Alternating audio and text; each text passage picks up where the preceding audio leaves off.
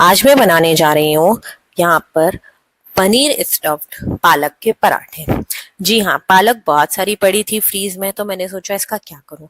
Normally पालक वैसे कोरी हम लोगों को सब्जी खाना बनाकर बहुत ज्यादा पसंद नहीं आती है, तो पालक की डिफरेंट रेसिपीज ही बनानी पड़ती है।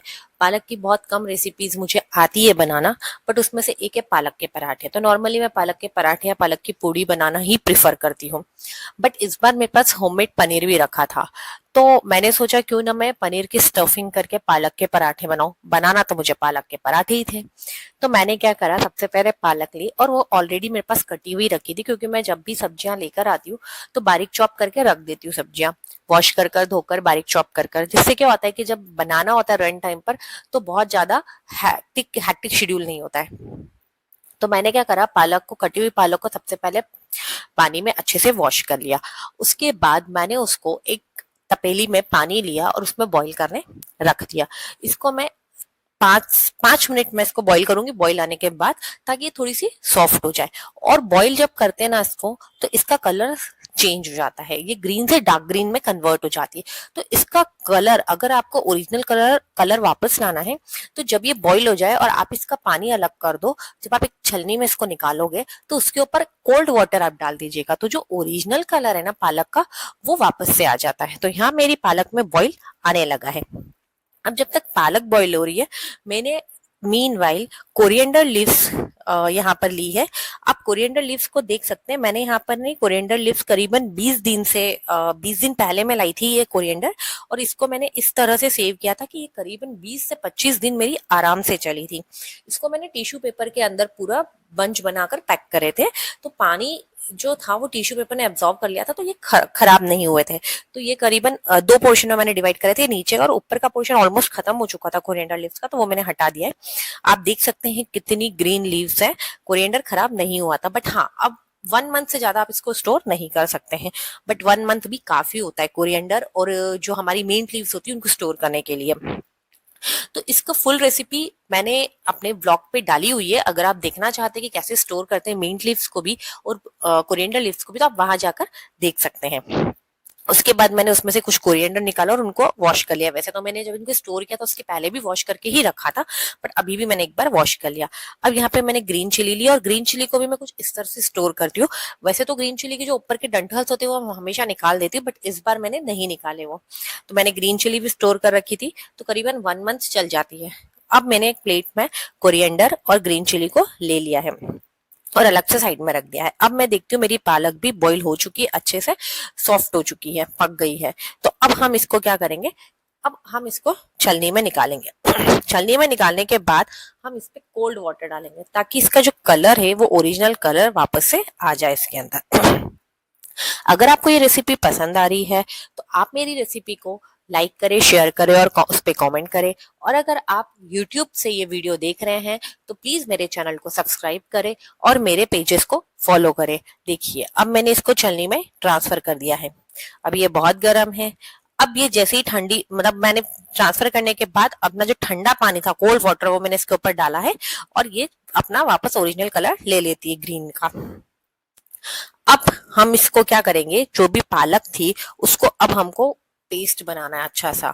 तो उसके लिए मैंने 2 चीजें और लिए। यहाँ पे मैंने लिए गार्लिक, गार्लिक को भी मैंने पील कर लिया था। और उसके साथ ही मैंने यहाँ पर लिया है अदरक का 1 इंच का टुकड़ा। तो अदरक भी मैंने इसके अंदर डाली है। अब ये जितने भी इंग्रेडिएंट्स है मैं सारे ब्लेंडर में डालकर पीसने वाली हूँ पालक के साथ। तो मैंने इसके अंदर green chilli, coriander leaves, garlic cloves और उसके अलावा जिंजर और पालक जो हमने बॉईल करी थी, वो सब मैंने इसके अंदर डाली है और मैं अच्छे से ब्लेंड कर लूंगी।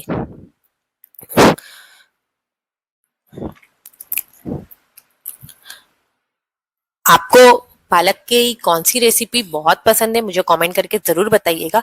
और अगर वो रेसिपी आप मुझसे शेयर भी करेंगे तो मैं उसको बनाने का ट्राई जरूर करूंगी, क्योंकि मेरे को पालक से बहुत कम रेसिपीज बनाते आती है। तो कमेंट करके जरूर बताइएगा कि पालक के साथ और हम क्या ट्राई कर सकते हैं। तो ये सब देखिए अब मैंने ब्लेंडर में डाल दिया है।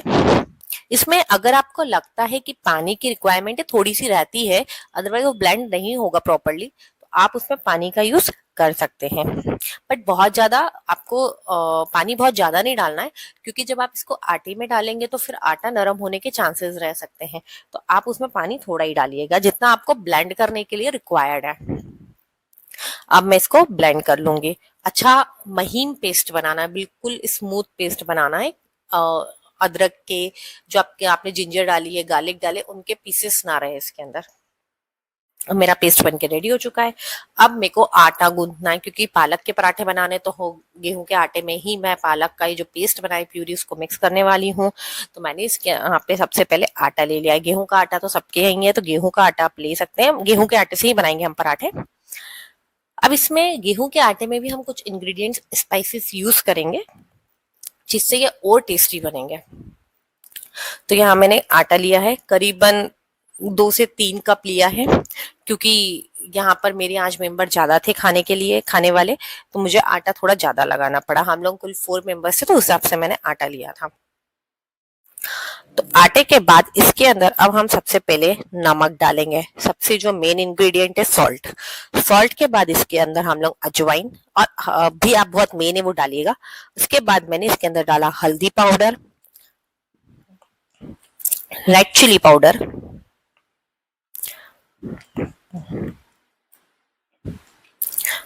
यहाँ पर मैंने डाला है थोड़ा सा जीरा, साबुत जीरा।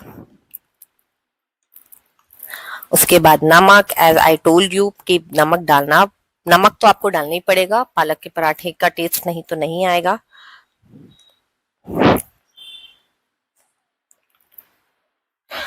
उसके बाद इसके अंदर जो जाएगा वो सौंफ का पाउडर, अगर आपके पास बना हुआ है, क्रश करी हुई सौंफ रखिए तो वो जरूर डालिएगा, बहुत अच्छा आता है। किचन किंग मसाला इसमें डालिएगा थोड़ा सा। उसके बाद अजवाइन जो आप डालेंगे, थोड़ी सी तिल्ली मैंने यहाँ पे डाली है, व्हाइट तिल, वो भी आप डाल सकते हैं, बट वो ऑप्शनल है। तिल नहीं होगी तो चल जाएगा, उसके बिना पराठे नहीं बनेंगे ऐसा नहीं है। यहाँ पे मैंने फिर किचन किंग मसाला डाला। उसके बाद मैंने ये सौंफ का पाउडर डाला। आपके पास अगर सौंफ क्रश करी हुई रखी है तो ठीक है, नहीं तो आखी सौंफ जो होती है उसको आप 2 मिनट मिक्सर में क्रश कर सकते हैं। उसके बाद एक और बहुत मेन इंग्रेडिएंट डाला है मैंने इसके अंदर, कसूरी मेथी डाली। उसके बाद एक मेन इंग्रेडिएंट है, वो है कर्ड। दही आप जरूर डालिएगा, पराठे बहुत सॉफ्ट बनते हैं और टेस्ट तो बहुत ही इनहेंस हो जाता है। तो मेरे पास थोड़ा सा दही रखा था, तो मैंने दही का भी यहाँ पे अच्छे से यूज किया है। तो आप दही, जब भी आप बेसन के पराठे बनाते हैं हम, नमकीन और पालक के पराठे, मेथी के पराठे, तो मैं प्रिफर करती हूँ इसके अंदर 2 चीजें डालना, एक दही, और अगर एक मक्की का आटा मेरे पास होता है तो वो भी जरूर डालती हूँ, क्योंकि उससे बहुत क्रिस्पी बनते हैं। बट उस वक्त मेरे पास नहीं था, तो मैं यहाँ मक्की का आटा तो नहीं डाल पाई थी, तो मैंने दही डाला था। दही डालने के बाद इसमें आप डालिएगा मोन। मोन मतलब तेल, ऑयल। ऑयल जरूर डालिएगा, उससे भी नरम बनते हैं। और थोड़ा सा मैंने यहाँ पर बेसन डाला है। बेसन भी ऑप्शनल है, बट मैं डाल देती हूँ ताकि टेस्ट अच्छा आए बेसन से। तो यहाँ पे मैंने करीबन 2 टेबल स्पून के आसपास बेसन डाला है। और फिर ऑयल डालना, ऑयल जरूर डालिएगा, नहीं तो सॉफ्ट नहीं बनेंगे। उसके बाद यहाँ पे मैंने जो प्यूरी है वो डाल दी है। उसके बाद मैंने आटा लगा लिया है, मेरा आटा बिल्कुल प्रिपेयर हो चुका है। अब यहाँ पे स्टफिंग के लिए मैंने पनीर लिया, मैंने आपको बताया था मेरे पास होममेड पनीर है, तो ये मैं इसके अंदर पनीर, ये पनीर मेकर मोल्ड है, इसके अंदर मैं पनीर जमाना प्रिफर करती हूँ, बहुत अच्छा जम जाता है। पीसेस में भी आप इसको यूज कर सकते हैं, बट अभी मुझे इसका पीसेस की जरूरत नहीं थी, अभी मुझे क्रम्बल पनीर चाहिए था, तो मैंने इसको निकाला और हाथ से अच्छे से चूरा कर लिया है। ये देखिए अच्छे से बन जाता है, ये काफी अच्छा बनता है पनीर इसके अंदर। अगर आपको ये मोल्ड पसंद आता है और आपको इसकी लिंक चाहिए, तो मेरे डिस्क्रिप्शन बॉक्स में आपको इसकी लिंक मिल जाएगी। तो यहाँ पर पनीर को मैं हाथ से चूरा करूंगी, बट ये थोड़ा बिखर रहा था तो मैंने एक बाउल ले लिया, अदरवाइज ये पूरी जगह फैल जाता। तो बाउल में मैंने ट्रांसफर कर लिया और फिर मैं इसको पूरा क्रम्बल करूंगी। हाथ से चूर सकते हैं, बहुत इजीली चूर जाता है, हमको बिल्कुल बारीक वाला नहीं चाहिए था यहाँ पे। अब इसके लिए मैंने कुछ अनियन भी चॉप कर रखे थे, तो इसमें मैंने अनियन डाल दिया। इसके बाद इसमें भी हम कुछ स्पाइसेस डालेंगे, आप अपने टेस्ट के अकॉर्डिंग डाल सकते हैं। मैंने इसके अंदर पनीर है तो पनीर के साथ ब्लैक पेपर बहुत अच्छा लगता है, टेस्ट बहुत इनहेंस करता है, तो थोड़ा सा नमक, ब्लैक पेपर और रेड चिली फ्लेक्स डाला था।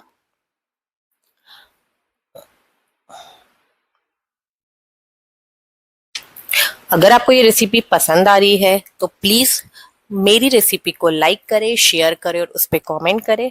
और अगर आप यूट्यूब चैनल से देख रहे हैं तो चैनल को सब्सक्राइब करना ना भूलें। अगर आप इंस्टा पेज या फेसबुक पेज से देख रहे हैं तो पेजेस को फॉलो करना ना भूलें।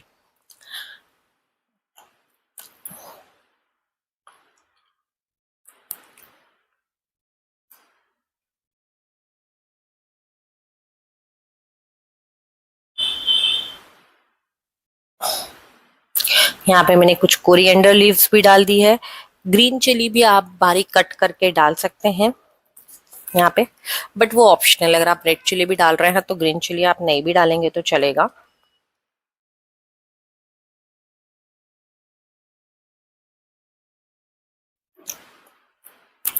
बीच बीच में चॉपिंग करती जा रही हूँ, उससे थोड़ा टाइम लग रहा है, अदरवाइज बहुत जल्दी हो जाता। तो यहाँ पर मैंने डाला अब नमक। नमक आप टेस्ट के अकॉर्डिंग डाल सकते हैं, आप बाद में टेस्ट भी कर सकते हैं, क्योंकि स्टफिंग में क्या होता है नमक थोड़ा ज्यादा लगता है, नमक मिर्ची, अदरवाइज वो दब जाता है स्टफिंग में मसाला। यहाँ पे रेड चिली पाउडर भी यूज किया, रेड चिली फ्लेक्स भी यूज किया, तो ग्रीन चिली बिल्कुल ऑप्शनल रखिएगा। ब्लैक पेपर मैंने आपको कहा था, यहाँ पनीर के साथ ब्लैक पेपर बहुत अच्छा लगता है, चीज के साथ भी ब्लैक पेपर बहुत अच्छा लगता है। यहाँ पे मैंने ब्लैक पेपर भी यूज किया है और साथ में ही मैंने यहाँ पे चिली फ्लेक्स यूज किया है। अब इसको हम अच्छे से मिक्स कर लेंगे। मिक्स करने के बाद आपकी स्टफिंग रेडी हो जाएगी। अब मैंने यहाँ पे जो आटा गूंथा था, जो डो रेडी किया था, उसको भी काफी रेस्ट मिल चुका है। तो अब हम इसको प्रॉपर कर लेंगे, इसमें ऑयल करेंगे। ऑयलिंग अच्छे से करना ताकि वो स्मूथ बन जाए। तो पराठे है ना हमारे अच्छे बनते, स्मूथ बनते। तो यहाँ पर आटे को, डो को मैं अच्छे से मिक्स कर रही हूँ ऑयल को।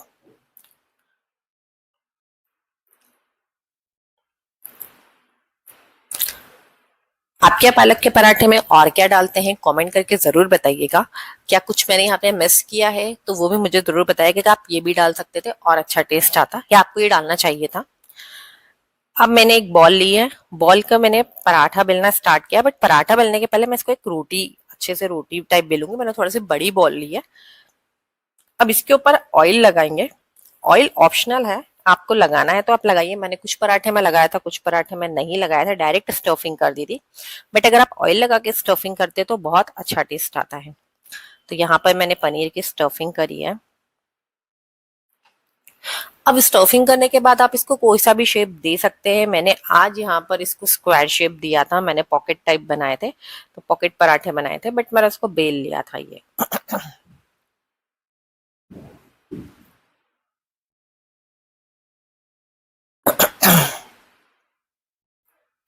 तो यहाँ पर अच्छे से, ये मुझे ऐसा लग रहा था थोड़ा सा खुल रहा है, तो मैं ट्राई कर रही थी कि वो पैक हो जाए, बट वो नहीं खुल रहा था। जब मैंने उसको पूरा रोल किया तो वो नहीं हो रहा था। अब आप इसको अच्छे से बेल लेंगे। आपको यहाँ पे गोल गोल हाथ नहीं चलाने, आपको यहाँ पर आपको बार बार टर्न करना पड़ेगा, अदरवाइज वो गोल शेप ले लेगा। ठीक है। तो ये पराठा बेल चुका है। ज्यादा आपको ज्यादा बेलन लगाने की जरूरत है, ज्यादा बार भुन नहीं बेलना है। अब आप इस पराठे को बेल चुके हैं, तो अब आप इस पराठे को सेक लीजिएगा। सेकना भी ऑयल लगाकर ही है, क्योंकि हमने पूरा जो हमारा काम किया अभी तक के जितने चीजें इसमें डाली वो ऑयल के साथ ही यूज करी है। तो ऑयल के साथ ही हम इस पराठे को बनाएंगे। तवा गरम हो चुका है। अब हमने इसके अंदर डाला पराठा। पराठे को हम आगे पीछे से अच्छे से सेकेंगे, पर मैं कोशिश करती हूँ कि पहले दोनों को सेक लूँ फिर तेल लगाऊं। दोनों साइड सेकने के बाद तेल लगाओ और फिर सेको तो बहुत अच्छा क्रिस्पी पराठा बनता है।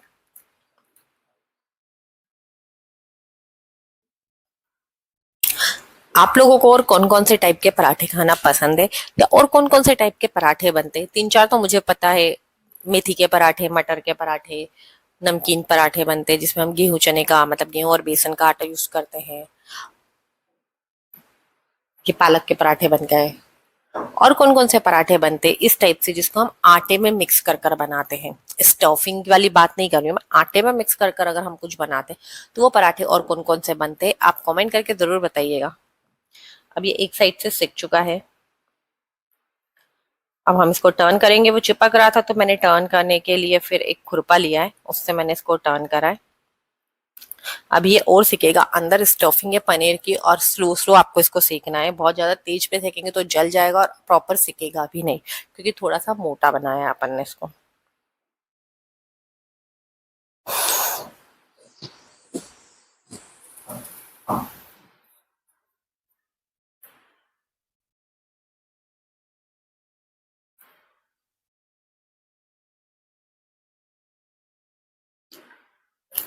और आप देख सकते हैं पीछे से बिल्कुल सील हो चुका है।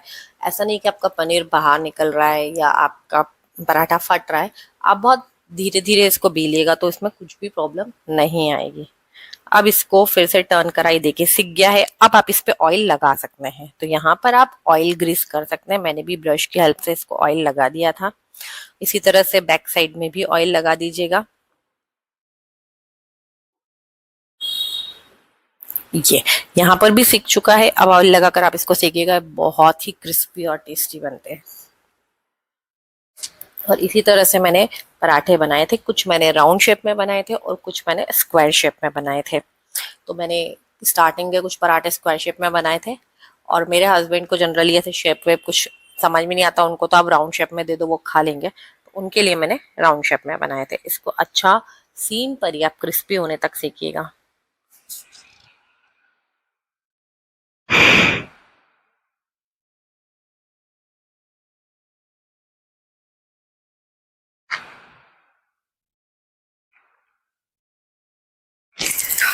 पराठा ऑलमोस्ट सिक चुका है, अंदर तक स्टफिंग भी अच्छे से पक जाती है इसमें।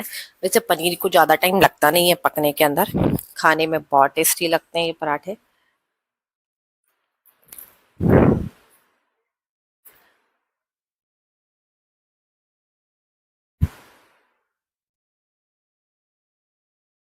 आप देख सकते हैं इसकी लेयर्स कितने अच्छे से सिकी है, और सफाई तो हमारा काम है।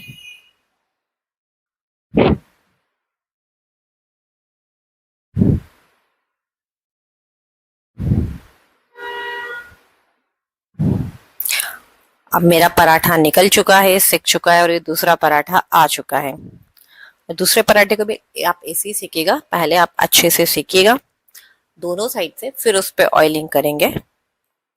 इसके बाद जब आपके पराठे सीख जाएंगे तब आपको इनको सर्व करना रहेगा। तो आप इसको सर्व करने के लिए टमाटे, जो हमारे टोमेटो सॉस होते हैं उसका यूज, या फिर आप ग्रीन चटनी हो तो उसका यूज कर सकते हैं, या फिर सबसे अच्छा अगर आपके पास दही रखा है तो आप जैसा भी कर्ड खाना प्रेफर करते हैं, मीठा या नमक मिर्ची डालकर, तो वो आप जरूर कर सकते हैं। तो यहाँ पर दूसरा पराठा सिक जाएगा, फिर मैं इसको सर्व करने वाली हूँ। और सर्व के लिए मैंने तो यहाँ पर टमाटो सॉस अचार लिया था केरी का, अभी रिसेंटली मैंने घर पे ही बनाया है केरी का अचार, बहुत टेस्टी बना है। दो टाइप से बनाए थे तो वो मैंने लिया है यहाँ पे। और साथ में ही मैंने यहाँ पर कर्ड लिया था, नमकीन रेड चिली वाला। और ये देखिए पराठा अच्छे से सिक चुका है, मैंने दोनों साइड अच्छे से ऑयलिंग कर दी है। ऑयलिंग करने के बाद ये वाला पराठा भी हमारा सिक जाएगा। अब जब तक ये पराठा सिक रहा है हम प्लेटिंग कर लेते हैं हमारी। तो मैंने यहाँ पे लिया है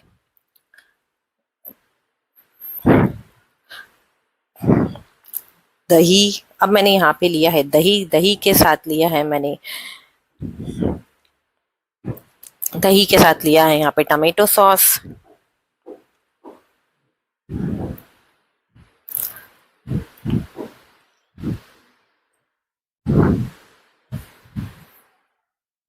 यहाँ पर टमाटो सॉस के साथ अब हम लेंगे अचार। आप ये सारी चीजें नहीं लेना चाहते तो कोई इशू नहीं है, सब ऑप्शनल है।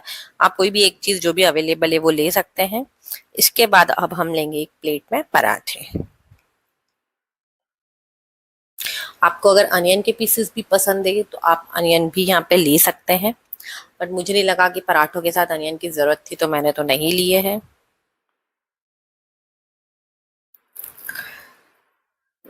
और ये हमारे क्रिस्पी क्रिस्पी पालक के पनीर स्टफ्ड पराठे बनके बिल्कुल रेडी हो चुके हैं।